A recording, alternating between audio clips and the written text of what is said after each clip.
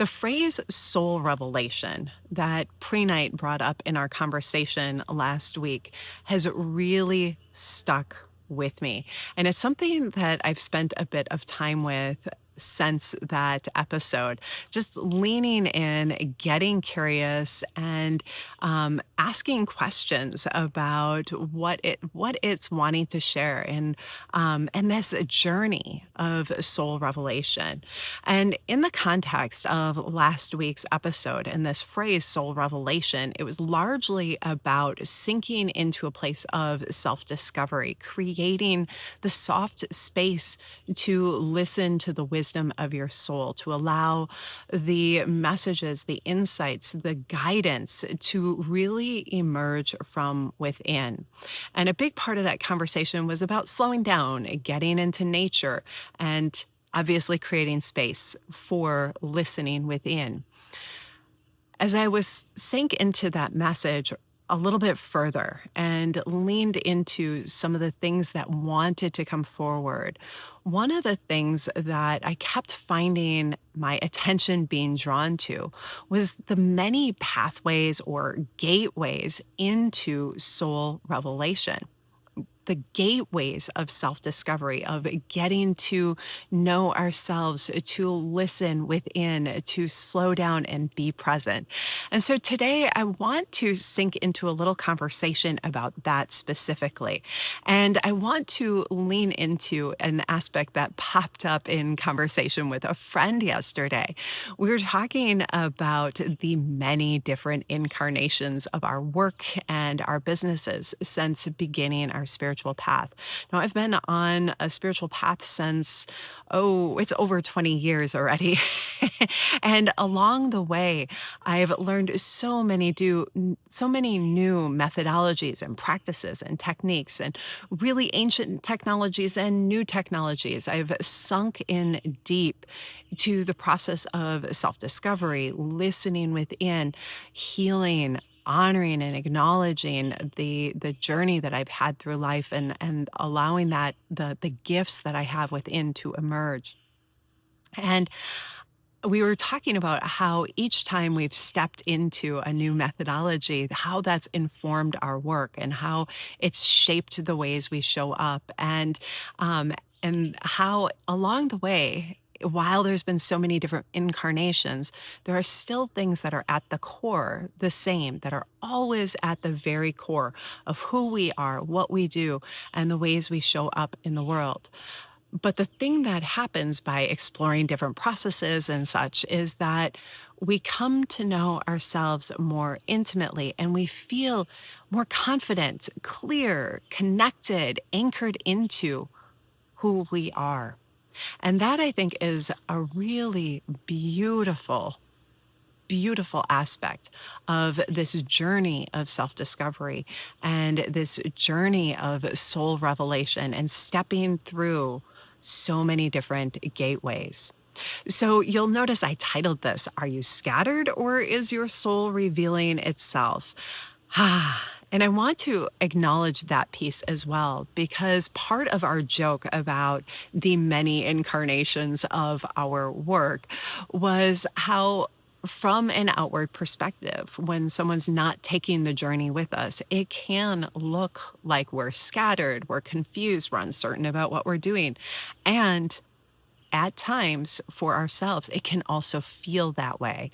It can, because of many different things, because we have the cultural story, we know the narrative, we know the overlay of that story that's running through along the way, because we ourselves may doubt some aspect of the pivot that's been, unfolding in our worlds, because we're early in the journey and we haven't quite yet discovered our arc or cycle of healing, creation, exploration, all of that.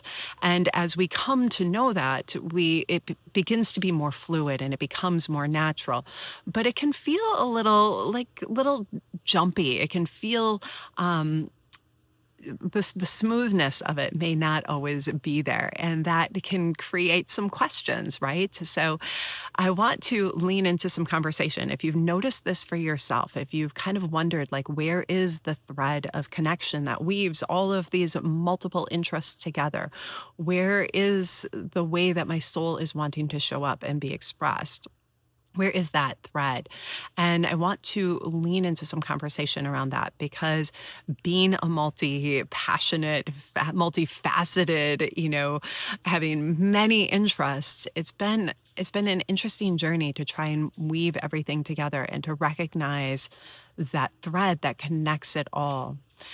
And along the way, one of the things that I've noticed is that even though there may be many different interests explored and danced within, and created space for new discovery of self, there's always an underlying thread that it continues to come back to and continues to feed, and that thread being the very core of who I am and what it is I'm here to bring into the world. And I want to invite you for yourself, as you're listening to this conversation today, and as you're just kind of looking, into your world and into your life, and recognizing the many different areas of interest that you have. What are the places? Where are the spaces that you continuously come back to as you discover yourself through another lens that affirms and confirms who you are? How do you receive that and then allow that to anchor into the foundation of the ways that you are contributing, sharing your unique gifts, allowing your medicine and wisdom to flow through you? I want to just drop a little bit more into that piece about the many pathways of self-revelation and soul revelation.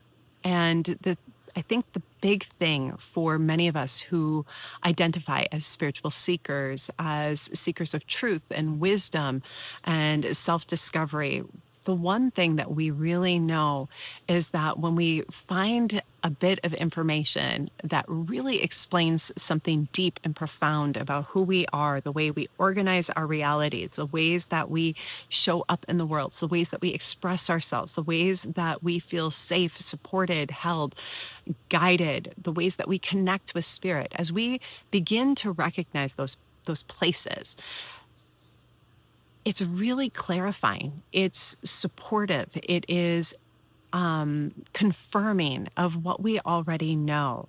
And it creates a sense of inner confidence, inner sense of strength and knowing.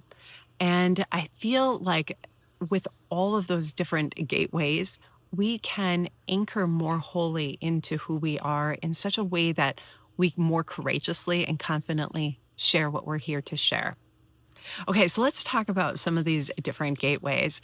As I leaned into this, I really had fun thinking about the very first gateway that opened for me. And that was actually back in high school. I took my first psychology class, and in that class, we were given the Myers-Briggs assessment. Who else has taken that? I feel like it's such a common one. Like, everyone takes it in a basic psych class, right?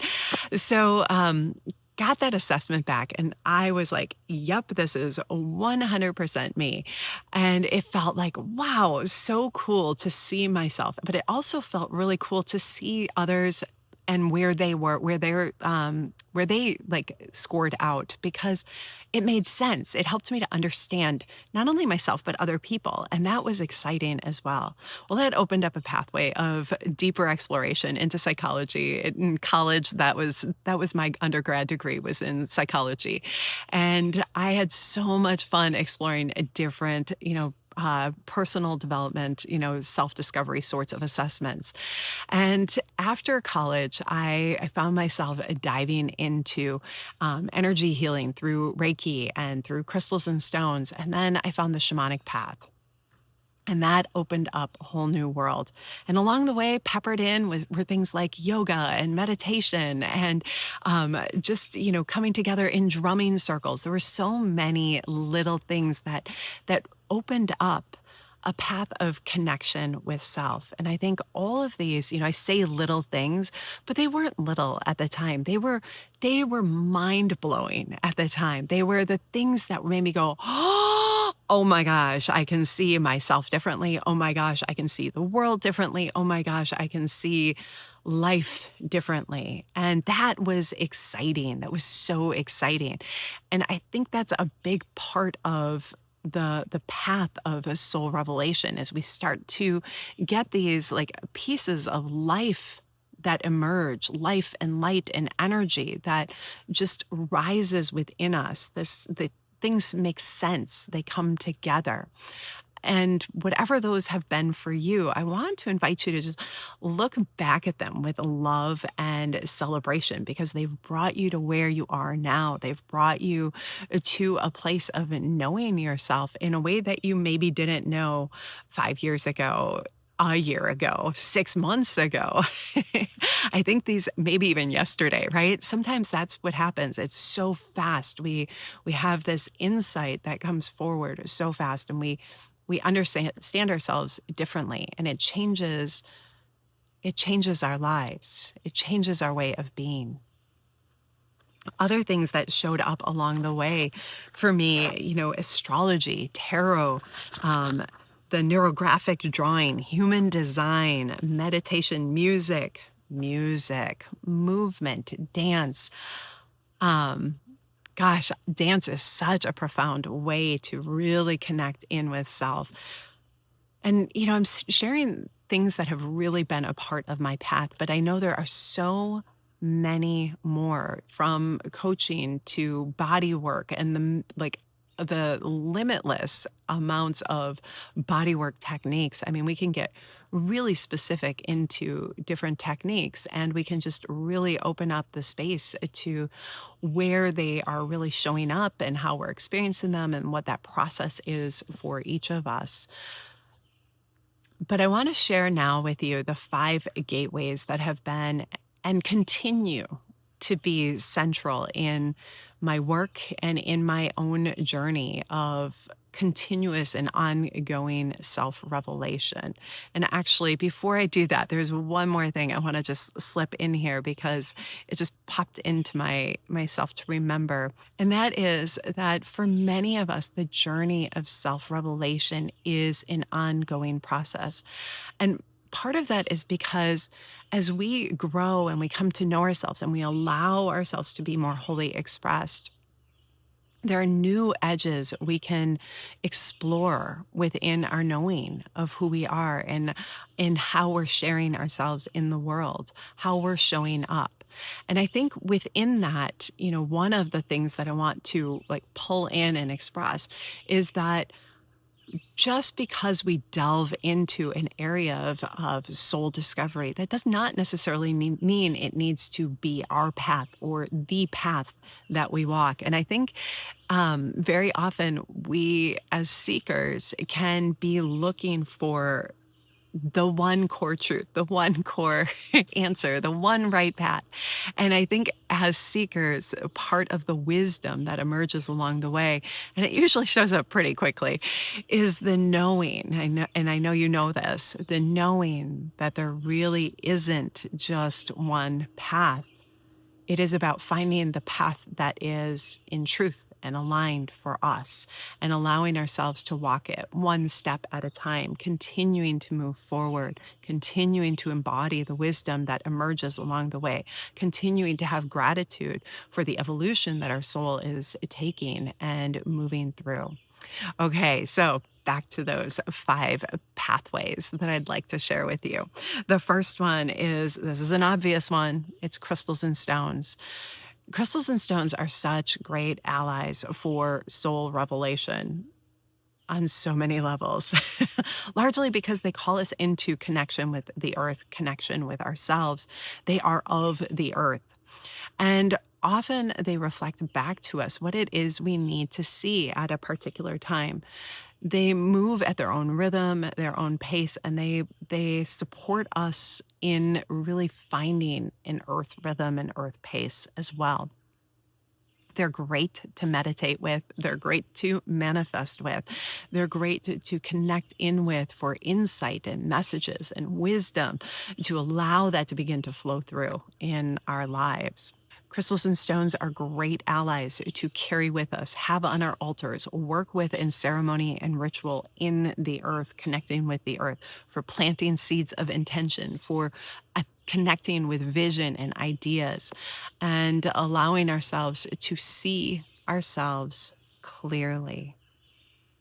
The second pathway that I have on my list here is about ceremony and ritual. Again, no surprise.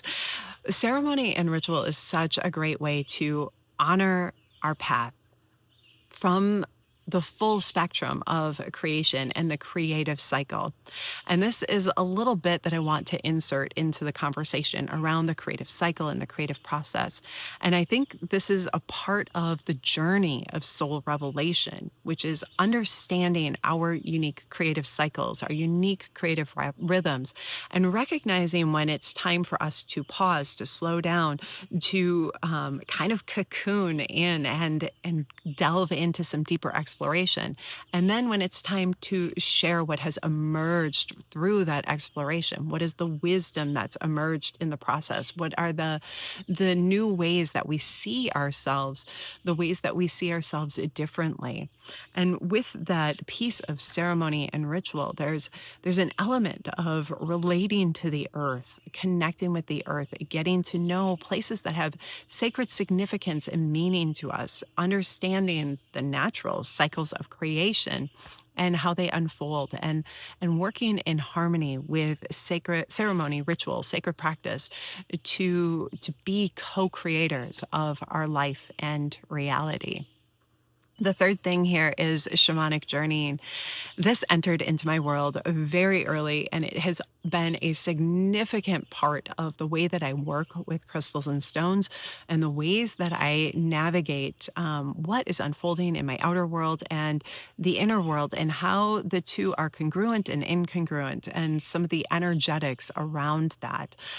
But from the place of connection with the crystals and stones, journeying in and listening to them in an energetic way, connecting in intuitively through all of the intuitive senses, and allowing them to the space to share messages, to share their wisdom, to bring that forward, and really develop a deeper connection through that. Shamanic journeying is just, to me, like just a practice that is one that I just circle back to again and again and again and again. And I know that this is a big part of the foundation of not only the work that I share here in the world, but of my own path of self and soul revelation. Okay, the fourth one that I have is about connection with nature. No surprise, I've already talked about this a lot. But there's so much that's reflected back to us through the natural world. And when we step into that gateway of allowing ourselves to have a relationship, to talk to the tree, to talk to the bird, to talk to the loon that's on the water when you're swimming in a little lake, letting ourselves tune into the natural world, to connect intimately with it and let it connect with us, we begin to see ourselves through nature, see our inner world, what's working, what's not working, where we're challenged, where we're stuck, where we're holding ourselves back, where we've bought into a story that's not true, and beginning to clear that so that we can see even more clearly. Nature is a beautiful and sacred pathway of soul revelation. And then the fifth one that I have here is about creative expression. This was a really big gateway for me. Yeah.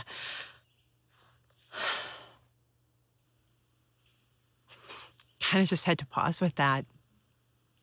It's been an incredible journey to delve deeper into creative expression. And there are so many ways that creative expression is a part of my work and the ways that I live and express myself in the world. And it's also a part of my own process, the ways that I've journeyed in and done healing work within myself. It's been a part of, unearthing facets of self that need a little extra TLC and love and attention. Um, Getting to know what really lights me up, what soothes me, what helps me to slow down, to find patience and rhythm in life, and getting to know creative cycles. So it's about the expression, but it's also about the cycles within that, the cycles of creation and the ways that my soul moves through times of expansion, times of contraction, times of leaping forward, and times of pausing, and understanding that with grace and love and compassion, so that as things unfold, I'm in a place of rhythm and harmony with it rather than trying to force and push something into form. Yeah, creative expression, such a beautiful and dynamic manner of really opening up and delving deeper within. I've just listed a whole bunch of different pathways, and I know that the pathways that I've listed have only scratched the surface. I would love to hear from you. What are some of the pathways that you have stepped through, that you've embodied and embraced as a part of your journey of soul revelation? How are they a part of your life? How are they expressed? All right, so share that in the comments. If you have a friend, family member, loved one who you know would benefit from and enjoy this episode, I invite you to share it with them. Be sure to give it a like and a subscribe, and I will see you in our next episode. Until then, sacred friend, I wish you an absolutely beautiful day. And as always, shine brightly. Bye for now.